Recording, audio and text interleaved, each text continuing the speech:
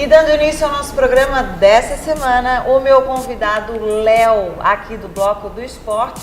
Bem-vindo aqui no programa Energia Vital. Obrigado, prazer estar aqui contigo, com teus telespectadores aí também. Eu queria que tu contasse um pouquinho para o pessoal de casa a tua história no velejo. Eu velejo desde os 10 anos de idade. Meu pai é oficial de marinha, então eu comecei lá em Niterói, que é um centro forte de vela, terra dos Grael, terra de tantos outros, muitas medalhas olímpicas dentro daquela pequena enseada que nós temos lá. E comecei a velejar com 10 anos, fui velejando, fui tomando gosto pela coisa. 9 anos depois eu me classifiquei junto com um colega meu de infância para os Jogos de 96 em Atlanta. E depois de Atlanta, meu caminho lá com meu companheiro na época, o Rodrigo, que compartilhava comigo o barco, nossa tripulação, a gente se desfez, cada um para um lado. Ele foi para um pé de serra lá, resolveu dar um tempo na vela. Saiu da água, foi para a serra. E eu vim velejar com o Sérgio Araújo, que é um dos grandes nomes aqui da vela de Santa Catarina. E fui tomando gosto pela ilha, tomando gosto pelo vento, pela água que a gente tem nessa ilha, que é fantástica. A gente tem Jurerê, com ondas, um mar aberto, a lagoa, uma lagoa fechadinha, com outro estilo de vento, outras coisas que para um velejador é cheio de encantos, né? Bem propício, né? E as tuas viagens para fora, Léo, que a gente estava conversando antes? Pois então, depois que eu parei de velejar, fazer campanha olímpica, eu comecei a treinar nas crianças aqui em Florianópolis, que hoje não são mais crianças. Qual faixa etária? Eu treino na classe Optimist, que é o barco que eu passei a treinar depois. É um barco onde se inicia, geralmente as pessoas iniciam nele, né? É o barco escola, onde todo mundo vai aprender a velejar. Então, o pessoal vai começar, de modo geral, de 8, a partir dos 8. Tem gente que começou com 6, 5, mas, de modo geral, 7, 8 anos começam. E nesse barco, ele tem um limite etário. Então, a gente só pode ir até 15 anos. Então, até o 31 de dezembro do ano, que eles completam 15 anos. E comecei com o Optimist aqui, comecei a treinar muitos guris. Hoje tem o Matheus de Lagnello, que foi campeão pan-americano agora, no Sunfish. Guris que foram campeões europeus, vice-campeões, turma sul-americano, muita gente boa que passou aqui. Legal. E com isso, acabou que me veio um dia um convite lá da Finlândia. Da Finlândia? Lá de Helsinki. Longe, frio.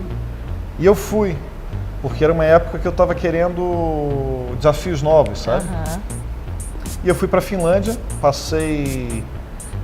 comecei em 2009 e fiquei até 2013 trabalhando. Mas foi lá para treinar? Para treinar. Eu fui chamado para dar uma levantada no nível deles justamente dessa vela infantil, infanto-juvenil, que eles vinham atrás, então vieram me contratar para ajudar a subir um pouco o nível da turma lá. Nesse meio tempo, veio também uma proposta de Oman. Sair daqui do Brasil para ir para lá, para treinar uma galera, e num lugar totalmente diferente, né, Léo? Rio de Janeiro, Floripa, é uma coisa totalmente praia, um outro astral, né? Sair daqui é uma outra língua, um outro pessoal, são outros costumes também. Tinha uns amigos meus que sempre davam risada, porque falavam assim, pô, tu sai daqui, tu vai para a Finlândia. Então, chegava na Finlândia, eu não passava o inverno lá. A gente tinha que levar os barcos para o sul da Europa, então no inverno se velejava no sul da Europa, porque inverno na Finlândia a água congela. De fato, onde a gente velejava durante o verão, as pessoas caminhavam, andavam de carro, congela.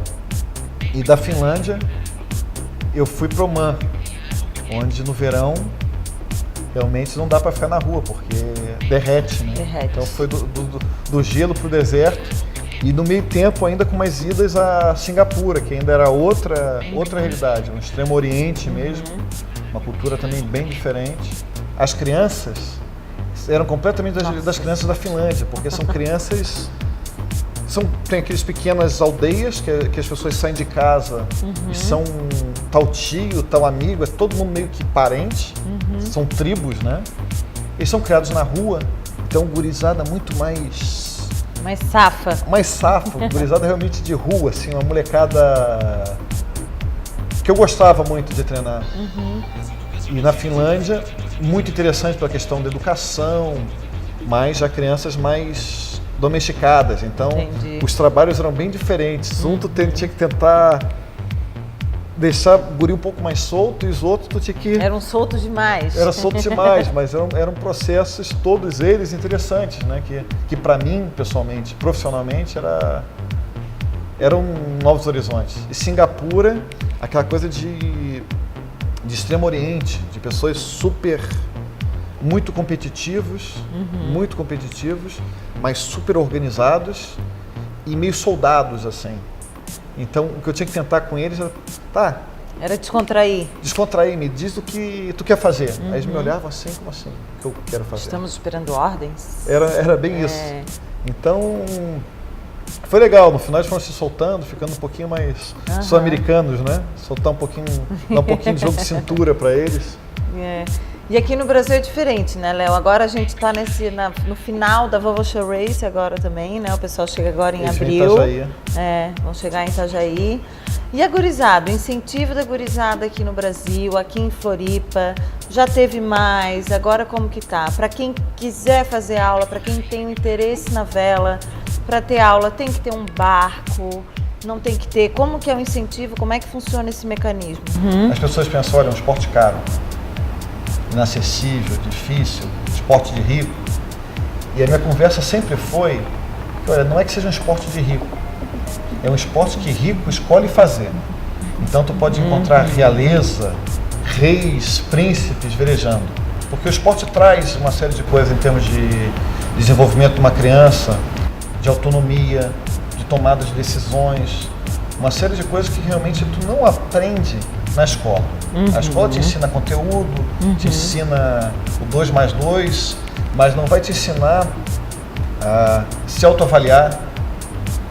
Olha, eu tomei uma decisão, o resultado não foi legal. Por que não foi legal? E aí vamos lá, analisa. O que é minha responsabilidade, o que eu posso alterar, aonde eu vou treinar, aonde eu vou colocar meu foco. O Léo está de volta, né? Para o pessoal que está em casa nos assistindo, seu filho, seu sobrinho, enfim, conhece alguém que seja novo, até 15? Até 15 anos vai nesse barco, mas tem outros barcos também, né? Então... Eu vou retomar, eu estou retomando agora na Lagoa, ali pelo centrinho.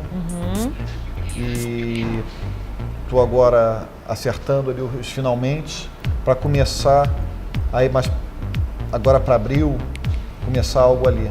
Então tu vê aqueles barquinhos tudo lá fora. Para quem estiver vendo aqueles barcos, são todas crianças com no máximo 15 anos de idade. Que legal. E sozinhos, independentes. Então, como acontece, até para ter ideia, a criança fala, eu acho que eu fiquei um pouco desordenado na hora que eu falei sobre como eles vão no barco, mas uma regata, ela dura mais ou menos 1 hora. Então a criança, quando ela larga numa regata, ela sozinha, ela vai passar por um percurso, que são umas boias que são jogadas, ela vai subir, vai contornar aquelas boias até a chegada. Durante esse trajeto da regata, durante esse contorno, ninguém pode se comunicar com a criança, ela está... É ela por ela. Ela por ela. Não é como outros esportes que o treinador pode ficar berrando. Tá ali berrando, daqui vai para lá, faz isso, faz aquilo, não tem. E tem outra história, né? Um campo de futebol, você coloca ela limitada... É limitado. Por linhas. Você manda uma criança para o mar e você tem um ponto que ela vai, ela pode ir para lá... e voltar, ou ir para o outro lado, ou ir pelo meio. Tem um ponto de chegada, mas o caminho quem vai escolher é ela. Elas vão se juntar num pontinho final, vindo de vários locais e sem limites. Cada um com a sua estratégia. Cada um com a sua estratégia. Então isso, que é o processo que começa a forçar a autonomia, que eles assumam responsabilidade. Porque o treinador está ali olhando, anotando, e no final tu vai sentar e vai recuperar com ele, olha, por que tu fez isso? Reparou que a turma foi lá, e aí tu vai pegar a análise específica, que não adianta eu ficar falando aqui, que a criança aprende desde nova a lidar com isso. E ela tem que lidar com as emoções dela durante 1 hora, ficar nervosa, Porque não vai ter mãe, não vai ter pai, não vai ter treinador, vai ser ela ali no barquinho. Não tem colo, né? Não tem colo. Durante aquela hora. Mas isso é bom, ela. isso é bom, isso é muito bom. Você vê, dá pra ver nitidamente. Hoje eu tive uma conversa com os pais que me diziam: Léo, cada campeonato que um guri desse vai, meu filho vai, eu vejo que ele volta diferente. Porque o crescimento, como a gente falava, a criança está aberta. E tem pessoal que contrata coaching quando fica mais velho. Para dar uma ajudar, aprender a organizar a vida, né? Mas aí quando a gente já está mais velho, a gente já está mais rígido.